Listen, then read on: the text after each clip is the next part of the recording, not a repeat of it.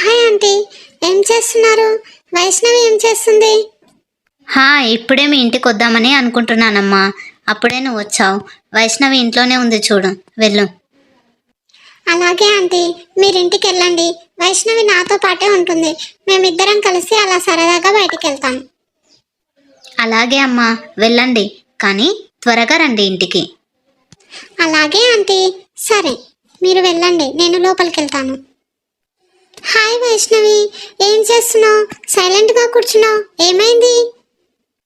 ఏం కాలేదు, కానీ అస్సలు టైం పాస్ అవ్వడం లేదు. చాలా చిరాకేస్తుంది. ఏం చేయాలా అని ఆలోచిస్తున్నా. అవునా, అలా అయితే కాసేపు అలా సరదాగా బయటికి వెళ్ళి తిరిగేసొద్దాం, పద. బయటికా? అయితే వెళ్దాం. కానీ అమ్మ మీ ఇంటికి వెళ్ళింది అనుకుంటా, అమ్మకు చెప్పాలి కదా. నేను ఆంటీతో చెప్పానే, ఇద్దరిని కలిసి వెళ్ళమని చెప్పింది. ఇక మన ఇద్దరం వెళ్ళి అలా సరదాగా తిరిగేసొద్దాం, పద. నువ్వు నాతో కలిసిపోతావని అస్సలు అనుకోలేదు తెలుసా వెన్నెల. నేను కూడా అస్సలు అనుకోలేదే, కానీ నీ మంచితనమే నేను నీతో కలిసిపోయేలా చేసింది. అయినా నువ్వెంతైనా చాలా మంచిదానివి. ఎప్పుడు పక్క వారికి సాయం చేయాలనుకుంటావు. అబ్బా, నన్ను పొగిడింది చాలులే, కానీ మనం ఇలా తిరిగిన తర్వాత మీ ఇంటికి వెళ్దాం. సరే పద, మా ఇంటికి వెళ్దాం.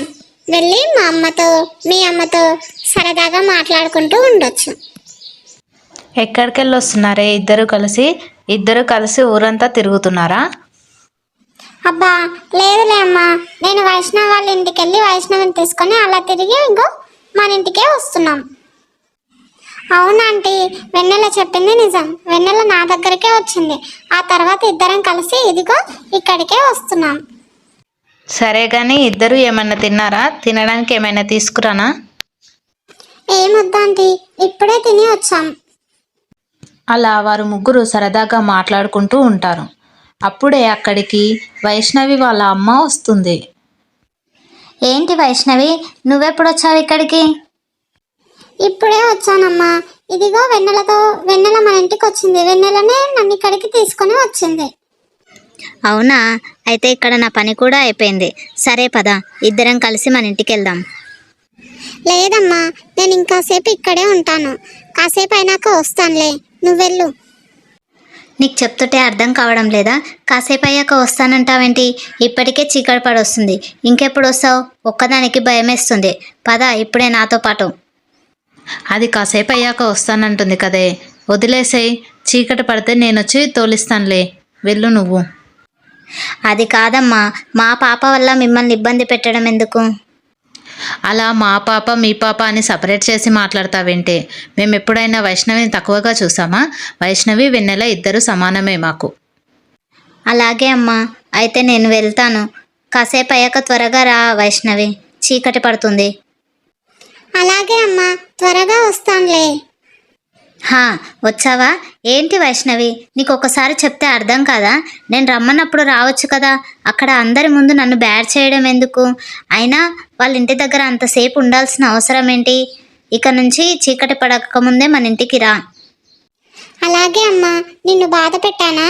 ఇక నుంచి త్వరగా వచ్చేస్తానులే, ఏమీ బాధపడకు. ఏమైంది? వైష్ణవి డల్లుగా ఉంది, దాన్ని ఏమన్నా తిట్టావా? కాస్త కసురుకున్నానండి. అది రోజు రోజుకి అమ్మగారి వాళ్ళకి చాలా దగ్గర అయిపోతుంది. అది అలా దగ్గర అవుతుంటే నేను తట్టుకోలేకపోతున్నాను. అది అలాగే దగ్గర అయితే మన వైష్ణవి మనకు దక్కదు. అబ్బా, దానికే కసురుకోవాలా? మన వైష్ణవి ఎవరితోనైనా చాలా క్లోజ్గా మాట్లాడుతుంది. అలాగే వాళ్ళతో కూడా త్వరగా కలిసిపోయింది. అంతే, నువ్వు దానికి ఏం టెన్షన్ పడకు. ఏరా, అక్కడ ఊరి చివర 5 ఎకరాల భూమి ఉందంట. అది తీసుకుందాం అనుకుంటున్నాను. రేటు 1 ఎకరాకి 50 లక్షలు అని చెప్తున్నారు. 5 ఎకరాలు తీసుకుందాం అనుకుంటున్నా. ఆ భూమిలో పంట మంచిగా పండుతుందంటావా? అది కాదయ్యా, ఆ భూమిలో నాకు తెలిసినంత వరకు పంట అంత బాగా పండదు. అయినా ఎకరాకి 50 లక్షలు అంటే కనీసం అది రోడ్డు పక్కన ఉంటే తీసుకుంటే బాగుంటుంది. అది చాలా లోపలికి ఉంది. ఆ భూమి తీసుకొని ఏం ప్రయోజనం ఉండదయ్యా, కానీ మీ ఇష్టం. అదేరా, ఒకసారి నిన్ను అడిగి తీసుకుందాము, నువ్వేమంటావో అని అడిగినా. సరేలే, ఏం తీసుకొని 50 లక్షలు అంటే మరీ ఎక్కువైతుంది.